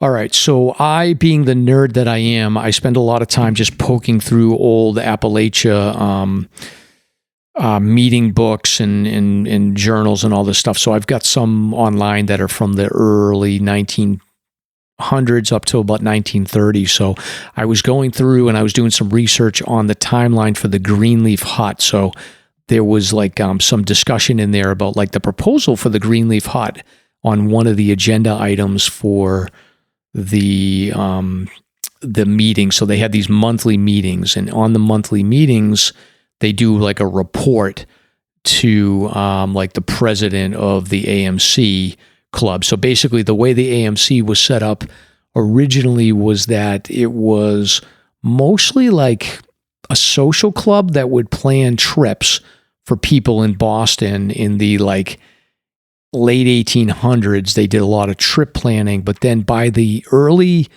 1900s into the 1920s, after the Weeks Act had been passed and they had acquired some of the national forests, the AMC became much more active with their various committees. So they had like a trail committee. They had a nomenclature committee where they would like determine names and stuff. We're going to talk about that a little bit. And then they would have like a membership committee. So anybody that wanted to join the AMC back then, you had to have another member that would nominate you, and then you had to provide some details about like why you thought that this particular person would be a good nominee or a good member of the club before you could actually even join in. So there's just a lot of organization going on around the trails. Around this time was also when like Charles Blood and Paul Jenks and that whole trail crew were organizing, and they were working to connect all of the disparate little sections. So that's when like the Sandwich Range would be connected to over to the like the Pemi Wilderness area, and all these different connections would happen to connect the trail system. So there's just a lot going on. But in June of 1925, the first mention of a Greenleaf hut was proposed to be built at or near Eagle Lake on Mount Lafayette. So they had this this idea for another hut. At that point, I think they had maybe they had Carter Notch for sure. Maybe they had Lonesome Lake at that point, but they had this spot of Eagle Lake on Mount Lafayette planned for a hut. And then they also proposed at the same time that they would create a Greenleaf Trail for the trail leading from the site of the profile house to the summit of Lafayette, subject to consent of the U.S. Forest Service. So by that time, the AMC was working on with the Forest Service to coordinate a lot of the trail building and getting approval from the U.S. Forest Service at that point. So this was in June of 1925 where they first talked about a proposal, and then at that point, the timeline starts to pick up. It kind of goes quiet. They're focusing on fundraising. So they had a Greenleaf account that was for fundraising. And then by 1928, they had a proposal where they wanted to give a report and discussion. And this happened on November 7th, 1928. They had the Greenleaf Hut and Connecting Roots report that they went over as an agenda item during their one of their weekly clubhouse meetings. So they went through that proposal, and then by later on in 1928, so this must have been in this was the more detailed summary here. So the way that they summarized the meeting is they said the recent purchase of the Franconia Notch in Valley by the state of New Hampshire has brought to the fore the advisability of constructing the Greenleaf Hut. So apparently when the state of New Hampshire bought Franconia Notch, that's when they thought that they would be able to get the approval. But before taking action, the council desires to bring before the members of the club the available information in regards to the plans of other organizations and the possibilities of action by the AMC. The council wishes to obtain whatever suggestions the members have and their points of view in regard to construction in the immediate future. The problem necessarily involves the consideration of connection with existing huts on the Presidential Range and in the Moosilauke Lost River region. So this meeting is for members only. So they went through and talked about some of the overall plans for this. So this was basically like finalizing the proposal. And then by January of 1929, they were ready to do the official vote. And they voted in favor of the Greenleaf Memorial Hut to be constructed at Eagle Lake on Mount Lafayette in 1929, with a plan to be open to the public in 1930. And then fast forward to February of 2029, they had obtained the budget. And I think the initial budget here, Nick, was, I'll break this down. So it was $11,350 for the existing fund, for the Greenleaf Fund. Then they had additional $5,500, so $16,850. And then they estimated another $23,000 for repairs, construction, and trucks for the total. So looks like they were talking around $45,000. And if you do the inflation calculator, Nick, $45,000 like a million back then. Is it like 800,000 now or something like that? Yeah, $850,000 to build the whole deal. Wow, not bad. So that still doesn't seem bad by today's money to build something like that. No, not at all. And basically, they had the proposal at the end of 1928. They voted to approve it in January of 2029. By September of 1929. They had the roof on it and they were finalizing construction and they had plans to open it the next year. That's awesome. There was one thing too you mentioned at the beginning there, because they called it out, is that it was going to go from the profile house in Franconia Notch up to up to basically Greenleaf Hut where it is today. Now the profile house, maybe a few people don't know, that was actually one of the old Grand Hotels that exists in New Hampshire. So it actually existed for about 70 years, from pretty much the 1850s, and 70 years after that, finally burned down. But it actually was located at the base of the Cannon Aerial Tramway. So that makes sense if you think about where the Greenleaf Trail actually ends today. Right, yeah.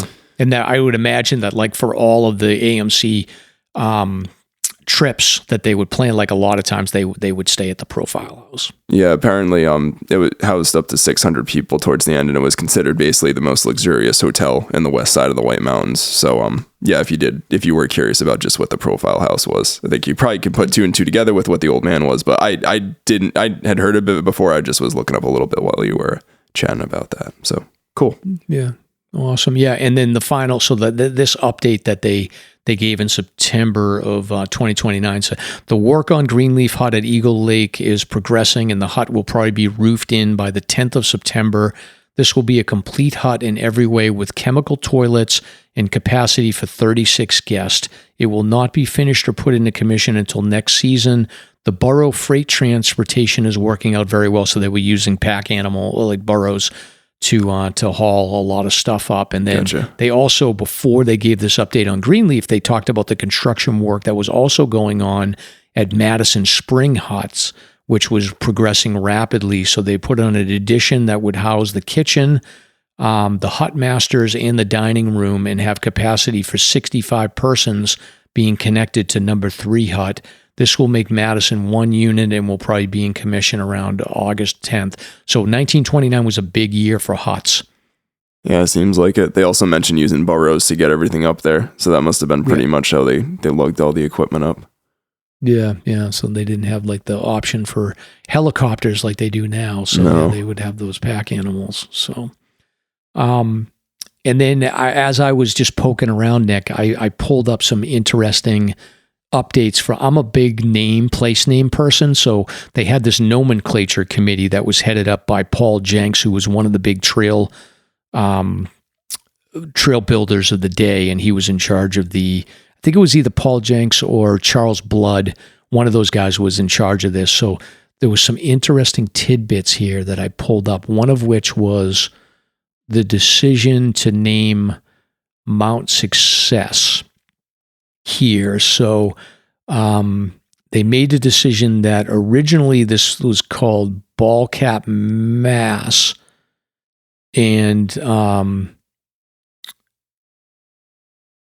they basically it was like a bunch of different names here. So Mount Success was originally called Mount Ingalls on the Geological Survey sheets and on former editions of the guidebook maps, but they decided they were going to name it Mount Success, and that the southerly spur of the mountain would be known as Mount Ingalls, and then there was a peak of the bald cap mass marked as Mount Success that would then be renamed as North Bald Cap. So they had gotten approval from this guy, Mr. Fritz, and oh no, I'm sorry. That was a separate thing. So they basically renamed Mount Success from Mount Ingalls and then named some of the sub-peaks. And then separately, going back to Mount Paugus, they had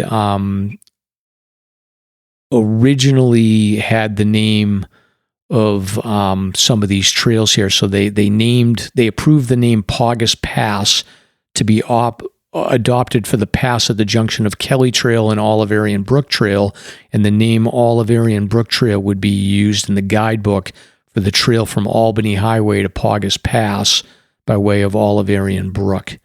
So, and then they also updated that the range of mountains, so this goes back to like the Crescent Range. So the range of mountains extended from Boy Mountain at Jefferson Highlands to Mount Forest in Berlin, including Randolph Mountain, Crescent Mountain, and Black Mountain, would be named as the Crescent Range. And then they decided to name the mountain of the Crescent Range on Jefferson Highlands to be called Boy Mountain. And then they decided to name the mountain between Carlton Notch and longitude 7120 would be called Randolph Mountain. So this is basically them making the decision. And then the Granite Cliff, which is this overlook, they decided they were going to call that Lookout Ledge. Originally, it had been called Point Lookout. So they also decided that they were going to name the summit in the Crescent Range between Carlton Notch and the pass at the head of the Ice Gulch to be Mount Crescent. So none of these, the Crescent and Randolph, were not named at the time. So this was basically the decision. So they basically were making the decision on what to name these and then telling the Forest Service that this is what is going to be officially named into the guidebook, and then it would be updated. So AMC was basically making the call on the names on all these. Yeah, it's kind of cool how specific they got. There's one thing that I found interesting in this article. When they're talking about altitudes, they're talking about stuff in 8,000 foot range, which is... Yeah, they're way off. Yeah, which is kind of funny. But anyways, yeah, that caught my eye. I'm like, oh, well, I guess this was before they were probably measuring those things with accuracy, but hey. Yeah, to me, it's interesting how specific they get to even like lookout points of like, we're going to call it this now. And it's like, okay. Yeah. And there's a couple of these where they're naming notches and ranges. So they named the Pliny Range. So the section like Mount Star King, Womback, we talked about this, the Weeks range. So basically that whole range is the Pliny Range, so that they name that. And then they also talk about Willard Notch, which is between Round and Terrace Mountain. So basically when you go from Star King and Womback, you go through the Weeks. Once you get past the Weeks, you drop into what's now called Willard Notch, which is between Round and Terrace Mountain, and that's Willard Notch.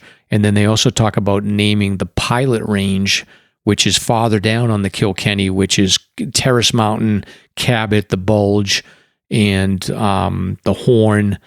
And it doesn't go out to Rogers Ledge, but they call that the Pilot Range. So basically the Pliny Range and the Pilot Range, and then Willard Notch is in between there. So they knocked off all of that, and they talk about how they were going to name the Bulge and Pilot Mountain and Peaked Hill. So, and then they also talked about how they named York Pond as well. So all this stuff got named in the 1920s. Yeah, and I mean, I'd gone down a little bit of a I guess, rabbit hole looking at this stuff before, but it always kind of intrigued me because, like, some people refer to that area with Womback and Cabot as the Kilkenny Range, which comes from the township of Kilkenny. There's also the Kilkenny Ridge Trail, but if you look in, like, the White Mountain guides and stuff, they'll call it the Pilot Pliny Range.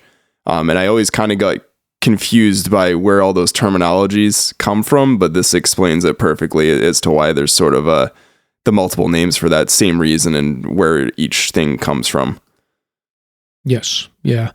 And it's the other thing too that's interesting on this is some of these trails are named. There's like this trail swapping going on around like ownership and responsibility for these trails between the AMC and like the Randolph Mountain Club. Yeah. So they have a committee on trails here, and they talk about a recommendation that the Appalachian Mountain Club would relinquish to the Randolph Mountain Club the Pond of Safety Trail, the Israel Ridge Path, King Ravine Path, and take over from the Randolph Mountain Club the Mahoosic Notch Trail, Goose Eye, Mount Success, and Buttress. So originally the AMC actually had all of those trails on Mount Adams that are like that we think of as the Randolph Mountain Club. And then Randolph Mountain Club had Mahoosic Notch and Goose Eye and Success in that area there. So I had no idea that Randolph Mountain Club was that far north over on the other side of Gorham.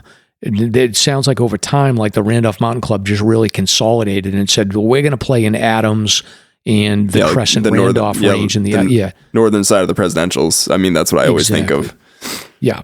It'd be interesting to get someone on, or even from the RMC or something, to sort of talk about maybe that history of how they developed. Because I almost wonder with how this swapping is going on, if that has to do with the fact that the AT was sort of like Mahoosic Notch and things like that, and they were like Appalachian Mountain Club, Appalachian Trail kind of. I don't know if there was anything.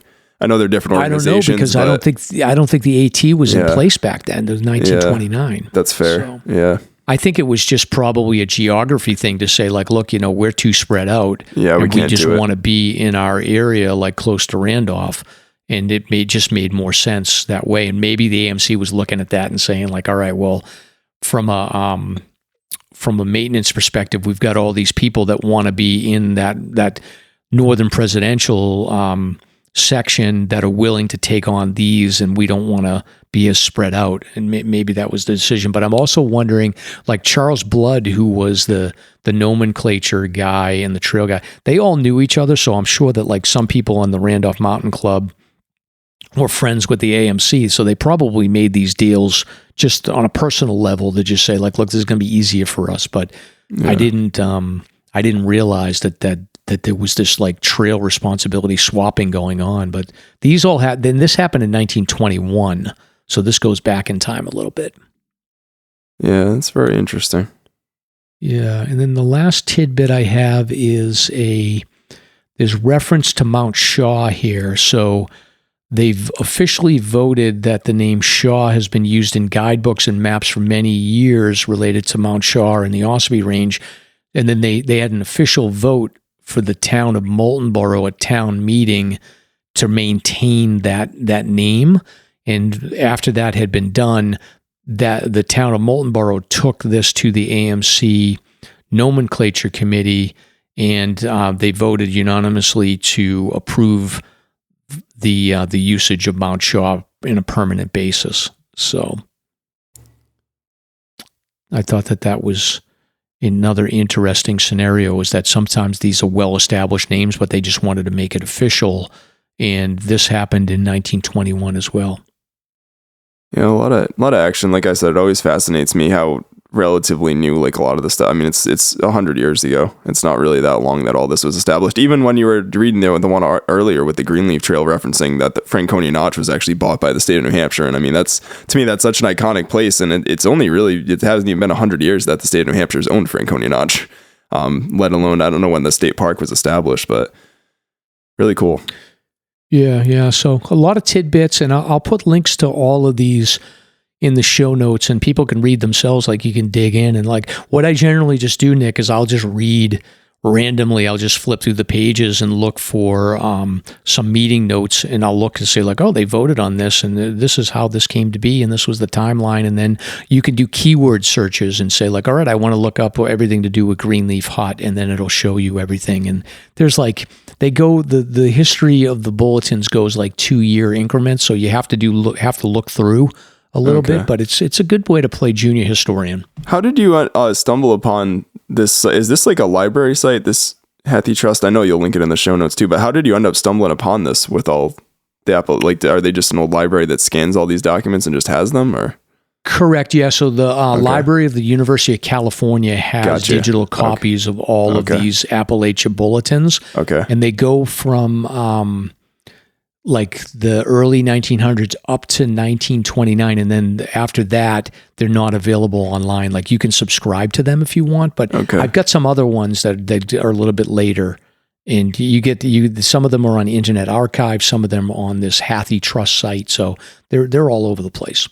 Yeah, it was cool. I was perusing a little bit earlier today, looking at a lot of the old trips that they report on, like going to the Adirondacks and going to like Blue Hills, or it was kind of cool to see all the different places that people were hiking and how they recounted things kind of humorously in certain instances too. It's really interesting. Yeah, and my impression on this whole thing is that there was like I said originally, I think the AMC was very much about like organizing trips and just getting people out there. But there was this like there was this era of explosive growth that I feel like happened between about 1920 to maybe 1935, where there was like a core group of people that had like this guy, Charles Blood, Paul Jenks, they keep coming up all over the place, and they're involved with AMC, and they're the ones that are like driving, like, let's name all these trails, let's build these huts, let's connect all the big trail systems that are sort of disparate right now. And I feel like from like that 1920 period to like maybe the mid 1930s, that's when like just that explosive growth happened, where they really just established the White Mountains as we know it. Yeah, it's cool. I mean, I know you got a lot of different variables too, with like the Civilian Conservation Corps being formed with the Great Depression and things like that, where a lot of the trails were constructed by them. And then you got the whole dynamic too of like World War II with younger men who were generally at the time who was working on those trails and taking care of them getting drafted, or people going in the military. So I know there was a period too where it seems like a lot of things fell into disrepair, and but it is really impressive how quickly like you were kind of remarking earlier, how quickly a lot of this stuff happened and how expansive the hiking trails got in the Whites in a very short amount of time. Yeah. There's nobody's filing TPS reports to get things done around here, Nick. No, that's for sure. Yeah. So, all right. Well, it's good talking to you, Nick. It's past my bedtime. I'm going to bed. Same here. I'm nodding off a little bit, but me too. So, thanks to the listeners. And then next week we'll have our friend Jen here to talk a little bit about volunteering and some other fun topics. So until next time, we will we'll sign off now and talk to you next week. All right. Bye, everybody.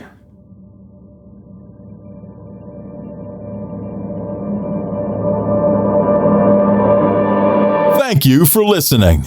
If you enjoyed the show, you can subscribe on Apple Podcasts, Spotify, Podbean, YouTube, or wherever you listen to podcasts. If you want to learn more about the topics covered in today's show, please check out the show notes and safety information at SLASRPodcast.com. That's SLASR podcast.com. You can also follow the show on Facebook and Instagram. We hope you'll join us next week for another great show. Until then, on behalf of Mike and Stomp, get out there and crush some mega peaks. Now covered in scratches, blisters, and bug bites, Chris Staff wanted to complete his most challenging day hike ever. Fish and Game officers say the hiker from Florida activated an emergency beacon yesterday morning. He was hiking along the Appalachian Trail when the weather started to get worse. Officials say the snow was piled up to 3 feet in some spots, and there was a wind chill of -1 degree. And there's 3 words to describe this race. Do we all know what they are? Only one help! Here's Lieutenant James Nealon, New Hampshire Fish and Game. Lieutenant, thanks for being with us today. Thanks for having me.